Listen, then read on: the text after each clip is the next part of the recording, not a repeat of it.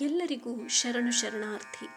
ಇಂದು ವೈರಾಗ್ಯನಿಧಿ ಕನ್ನಡದ ಪ್ರಪ್ರಥಮ ಕವಯತ್ರಿ ಅಕ್ಕ ಮಹಾದೇವಿ ಜಯಂತಿ.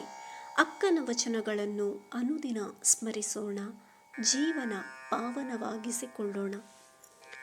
ಬಸವಣ್ಣನ ಮನೆಯ ಮಗಳಾಗಿ ಬದುಕಿದೆನಾಗಿ, ತನ್ನ ಕರುಣ ಭಕ್ತಿ ಪ್ರಸಾದವ ಕೊಟ್ಟನು.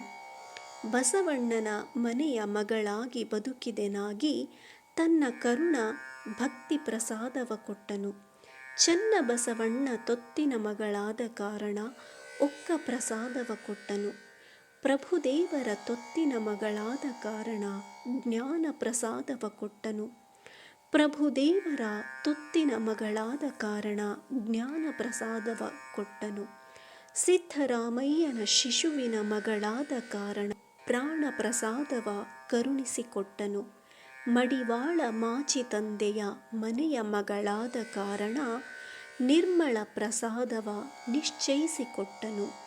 ಇಂತಿ ಅಸಂಖ್ಯಾತರೆಲ್ಲರೂ ತಮ್ಮ ಕರುಣದ ಕಂದನೆಂದು ತಲೆದೆಡವಿ ರಕ್ಷಿಸಿದ ಕಾರಣ ಚನ್ನಮಲ್ಲಿಕಾರ್ಜುನ ಪಾದಕ್ಕೆ ಯೋಗ್ಯಳಾದೆನು.